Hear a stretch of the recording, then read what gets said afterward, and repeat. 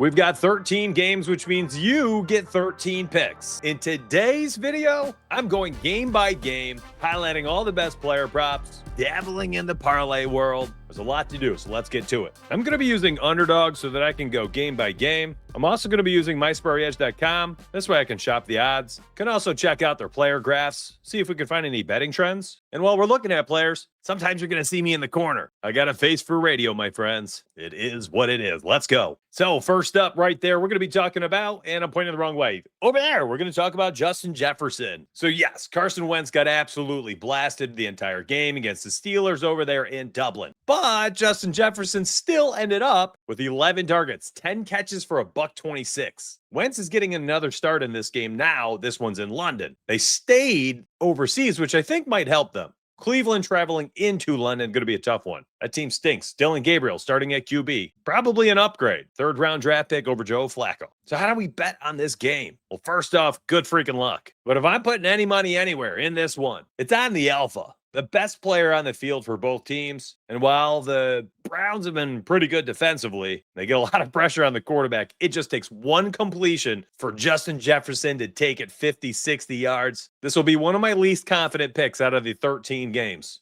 But I had to pick something. I think this is more of a degenerate type game. So on Sunday morning at 9 a.m., come back, and I'm going to do a live show at 9 a.m. right here on YouTube. We'll build out some parlays for the London game that could be volatile. I think it's a great way to bet on it. There's other games that we can have a single pick for that'll be much better. Speaking of, the Jets and the Cowboys. Cowboys, wretched defense this season, giving up the most passing yards in the NFL per game, but Justin Fields, the opposing quarterback. How do you take advantage here? Let's look at his player props to begin with. If they put up the anytime touchdown again, you know I'm going right back to it for the third time this season. If you see the passing touchdowns, lower than 1.5 passing touchdowns, I'm locking that in too. For me, I'm looking at his longest rush or his rushing yards. 50.5 is not a bad number. 14.5, 15.5, 16.5 for the longest rusher. Interesting to me, but I think our bread is going to be buttered with Breece Hall in this game. The Jets offense was lackluster to say the least. It was basically just Justin Fields running around the entire time. Garrett Wilson caught a garbage time touchdown, had one rescinded off a patty cake.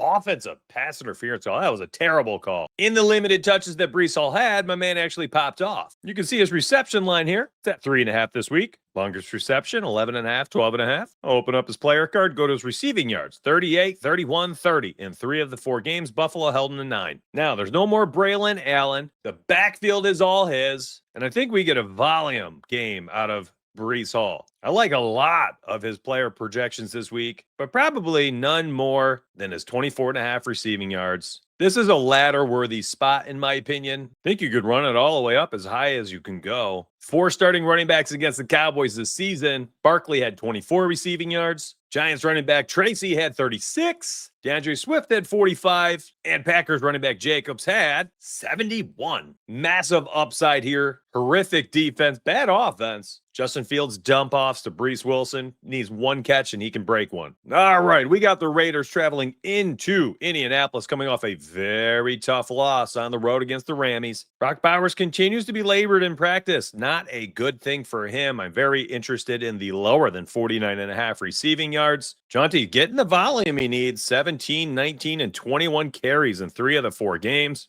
Finally showed off some playmaking ability out of the backfield this past week. He's an interesting play. But for me, I've got my eyes set on Jonathan Taylor. Give me the best player in this game to do best player type things. Colts need a win off the loss. They need to move up to 4-1 in that division. Jaguars have a really tough Monday night game against the Chiefs, which means the Colts can get a nice little lead there for the AFC South. And if they get that, it's going to be because of Jonathan Taylor. I like him for an anytime touchdown this week. I like his rushing yards. I like him for longest rush. Heck, even his receptions at 2.5 this week is interesting as well. I love that his rushing attempt prop is at 19.5. I'm not totally interested in that, but I love the betting signal that is for me that his volume and his workload likely is going to be quite high this week, which is a good thing. This is another tough one. We've had a couple really tough games to start off. Most of the games that I'm more interested in are later in the 4 o'clock in the primetime games. So stay tuned. I'm going to get to those. So how do we take advantage of this game and these spots? I'm going to be honest and fully transparent with you. The concept of this video is 1 pick per game. Because of that, we're also going to be forcing in some suboptimal plays. I think I've already had a few of them. Here's another. I don't want to be a content for clicks guy. I want to be a value to you. If you're going to this game or you want a little action here, this will help, but it's not a lock and load or anything like that. I just want to make that abundantly clear. Now, let me try to help you. I think the value is going to be somewhere here with Darius Slayton or Wan'Dale Robinson. Listen, I'm not a huge Jackson Dart believer.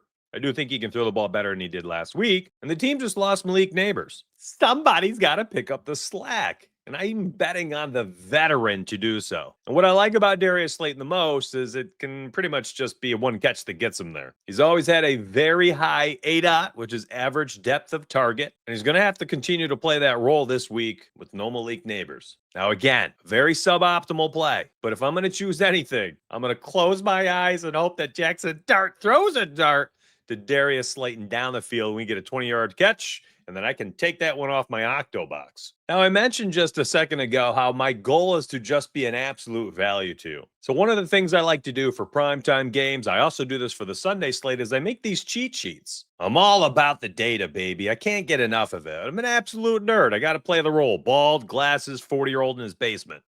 Maybe some of those are correct. Yesterday's cheat sheet, or I guess I should say for Thursday night, depending on when you see this, I went 12-2. And my Discord, my VIPs, usually get some strategy talk and ideas based on these cheat sheets for how to build some parlays. You should see the Winners channel today.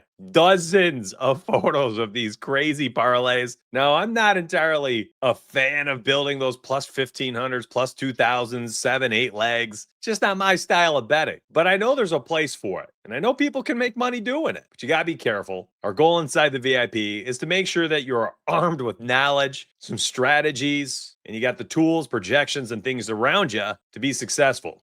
If you're interested, you can get this VIP link right here. I've also been doing exclusive Discord shows for my members where I'll spend 60 to 90 minutes talking all things sports betting strategies, advanced and basic. And it's basically just a Q&A for like 90 minutes. 200 plus people showed up on Tuesday night for the last one. Anyways, that link's there. Use it if you'd like. Houston and Baltimore, we got no Lamar Jackson, and the Ravens are giving up the second most passing yards per game in the NFL. There's one player and one play that I really like in this game. No, maybe I should say love. After the rocky start in the first game of the season, Nico Collins looks like he's basically back to his normal role. 6 to 8 targets, 4 to 6 catches, and a lot of downfield equity. And because of that, if I'm choosing anything in this game, it's the higher than 24.5 longest completion. I guess I should say longest reception for Nico Collins. There's nothing wrong with his receiving yards, but let me bring up all his markets. 69.5, you can see, is actually a bargain. It's 73.5, 72.5, 75.5 on some other options. We'll open up his player card. Look at his long reception. You can see week 2, 29, 50, 37 yarders. Go back to last season in the playoffs. Had a 41-yarder, had a 24-yarder, and then here's the regular season. This is the number. There's just maybe low-hanging fruit. 10 of 12 games in the regular season, 1 of 2 in the playoffs, 3 of 4 to start this year. That's 13 of 16 regular season games, 14 of 18 overall, my friends. CJ Stroud throws the ball deeper to him. He's a great intermediate route tree runner. He's got great hands. When things are clicking for Houston, Nico, at some point in his career, potentially has a shot here to lead the league in receiving yards some season. He was a top 3 betting odds play for that market itself for futures betting. The upside's there. And the matchup this week is delectable. Ravens are giving up the second most passing yards in the NFL. They just lost their leader. They could be scrambling. Give me Nico to get down the field at least once. I like this play a lot. Next up, we got kind of a clunker here. Miami and Carolina. No Tyreek Hill. Just lost all his ligaments and bones. Jokes aside, that was nasty. Devon Achane finally got a bunch of carries. 20 of them, in fact. That's a rarity for him. He did what we all knew he could do. Let's go crazy. 99 yards and a tutty. Absolutely dominated this game. If he gets that many carries, this line is way too low. I really like the 64.5 for Devon Achane. You know, Tua here's got some interesting lines as well. Losing Tyreek Hill and then still having a passing yards line of 227.5 is interesting. Maybe lower on that one. Completions maybe lower. Interception go for his 4th in 5 games, maybe. Longest completion, no Tyreek Hill is interesting. And honestly, I think we spent enough time on that game. Can we move on, please? We've got a nice one here. Denver and Philly, 3.5-point spread, should be competitive. I think the Denver Broncos are potentially a second best team in the AFC West. I don't know. I can't wait to see the Chargers and them play later this year. Should be a pretty good game, Denver and Philly. 3.5 point spread. This one's in Philly. I do like them to win this one. And there's some spots we can target. Everybody knows what's going on out there with A.J. Brown, with his offense, some struggles, and then they're still 4-0. An interesting spot I'm looking at already earlier this week is Jalen Hurts at 27.5 pass attempts lower. I find that one to be interesting. I don't know if I can pull the trigger yet. Last couple seasons, Denver has essentially funneled production in the air. They take away the run the best that they can. So maybe the pass attempts are higher this week. It's an interesting line. It seems too high. I can't tell if that's a trap or not. Not yet, at least. But for what it's worth, going back to last season and this season, he's under in 3 of 4 right now. To close out the year, he was under in 10 of 13. There's a lot to like there at 27.5 pass attempts to the lower side of things. Saquon Barkley, man, what an interesting start to a season. 18, 22, 18, and 19 rush attempts. There it is. Nice big full screen. And somehow, my guy is just not picking up yards. That being said, it's only a matter of time, my friends. And would this not be the most NFL thing ever? Tough matchup. No one's betting on him anymore because of the previous 4 games. So what's he do? He goes out there, goes for $150, couple touchdowns, hits the longest rush over with a 30-yarder in his first quarter or something. Like, I could totally see something like this happening. It's only a matter of time. The Offensive Player of the Year award winner from last year, who had his eyes set on 2,000-plus rushing yards, has started off with basically just about as bad as it could be for him. But it's still Saquon. So my early read here is to look at his rushing yards over, regardless of matchup. He's going to pop off here sooner or later. The volume's way too high. That's part of it. It's not like this is happening on 13 carries. No, my guy is getting 18 to 20. And if you don't like the volume for yards, the longest rush, very similar. He's having 10, 12, 13-yard carries each game. He's not popped off yet, but it's Saquon. It's happening soon. And I think I'd rather ride the title wave than be chasing it. J.K. Dobbins' line is very interesting this week. 63, 76, 83, 101 rushing yards. Only one of those defenses I think was really tough there. That was the Chargers, and he ran for 83 in that game. His line's at 53.5. Now, Philly's defense is pretty good. That being said, it's not like they haven't been gashed before. Bucky Irving ran for 63 against them last week. Kyron Williams had 94 against them the week prior. Then you had Kareem Hunt and Isaiah Pacheco. They only combined for 53. But it's not like they're tearing it up against anybody this year or last year. And in week 1, both Miles Sanders and Javonte Williams combined for 104 yards. Not entirely sure why this line is so low. I think if Denver keeps it competitive, it's not going to be because of Bo Nix, but what do I know? I think J.K. Dobbins is very, very interesting here. That line, maybe they're trapping me with the uber low line on the road, traveling to the East Coast, but maybe I'm just a sucker. I think it's interesting. I'm not ready to lock it in, but it's definitely on my short list. Now, I'd be doing you a disservice if I didn't talk about Courtland Sutton. We've had 2 other alphas for our wide receiving core go against them this season. CeeDee Lamb had 7 catches in week 1 against Philly. Puka Nacua had 11 in week 3. They faced no other alphas. Most of the other teams basically just spread the ball around. I'm going to bring up Sutton's name here on mysprayedge.com. You can see his receptions, little lean to the over. Receiving yards, 55.5. Let me show you this. We've got 4 games. 61 against Tennessee. Only had 6 somehow here against Indy. A $118 against the Chargers, whom I think is an eerily similar type of defense as what the Eagles have. 81 against the Bengals. Bo Nix threw for over 300. Last season in the playoffs, 75 against the Bills. In the regular season, check how he closed out the year. Started off kind of slow, but that's not a bad line in my opinion. You want to see where it gets even better? Check out his receptions prop. Don't fully understand this one. Hit the over in 9 out of the last 10 games. Hit the over in the playoffs. That's 10 of 11. And then this season, he's over in 3 of 4. That's 13 of 15 games. He's had 5+ catches. And this projection is sitting there on underdog right now. Now, I will say that Philly did do a really good job last year. And outside of Puka and CeeDee Lamb, who are a step above of what Courtland Sutton is, they've done a great job of limiting opposing wide receiver ones. That being said, Bo Nix has tunnel vision for Courtland Sutton. I think this is a really appealing line. And real quick, if you want to try out Underdog, if you're like, man, I like the interface of this app, you could use it on desktop or mobile on app. My staff and I post a lot of picks for it. I like making videos for it because of the interface. It's super clean. They also have some of the best discounts and boosts. Honestly, maybe more than every other pick'em app out there. You can use code DONUTS, DONUTS, and when you play 5, you get 50 in credit back to your account.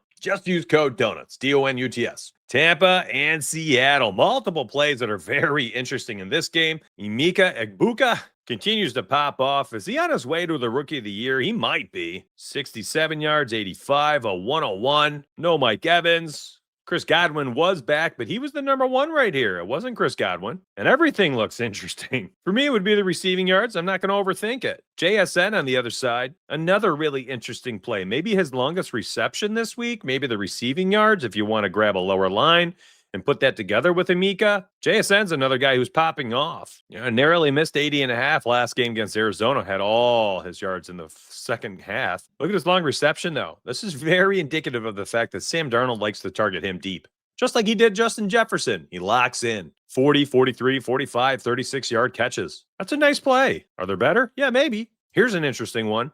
Rachaad White, potentially no Bucky Irving. It looks like he's all but confirmed being out in this game as of the time I'm recording. Now, Rachaad White has always been a pretty good pass catcher.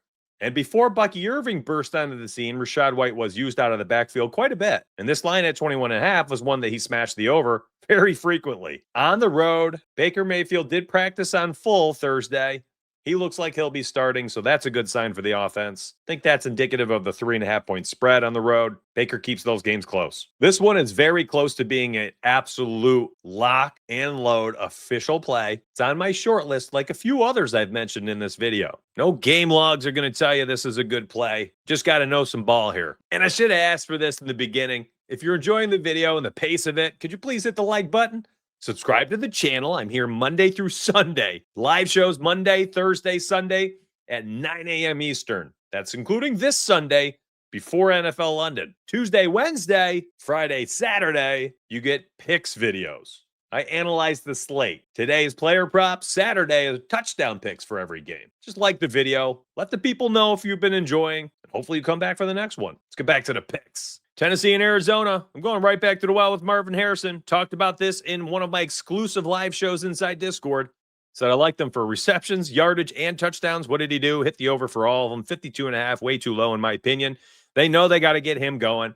The only thing that was really holding him back was confidence. He was dropping passes, definitely looked down on himself. And then what did he do? He alphaed up. That's right. Just made that term up. Alphaed. I think he does it again. Trey McBride had 11 targets last game, 7 catches. If he gets that many targets and catches again, 62.5 receiving yards, definitely too low. Problem is they can't all eat. Still just Kyler Murray in the Arizona Cardinals offense. Kyler Murray's rushing yards continues to be free. I like 26.5 as well this week. That one looks really interesting. 38, 32, 37, 41. Seems too low. I'm shocked it's not at like 29.5, 30. That's definitely on my short list. All right, Washington and Chargers. This one should be a good one. 3.5-point spread. Washington on the road. NFC Championship losers last season. And the Chargers currently have the second best odds to make it to the AFC Championship. Behind my Buffalo Bills, baby, who we're going to talk about for Sunday Night Football in a minute. So, Chargers look terrible. Marion Hampton looked amazing. 12 carries for $128. Think the Chargers know they messed up. He had 5 catches, 37 yards out of the backfield. I think upside for his total yards, quite high. At 91.5, this seems a little low for the importance of this game and his role, where he's had 25 and 17 touches in the last 2 weeks. I pretty much like all of the angles. Receptions, receiving yards, anytime touchdown, rushing yards, total yards, they're all good to me. Jane Daniels on the other side, this is very interesting. And, this is going to be one I'm just kind of leave out there for you because I can't tell if it's a trap or not. I'm just showing you quickly his projections. Let's go look at the site. I want to show you Jaden Daniels. This is super interesting. So check this out. Here's his pass completions to close out last season. Here's his pass attempts at 30.5, pass completions at 20.5 on Underdog. And what's interesting to me is that it's right here.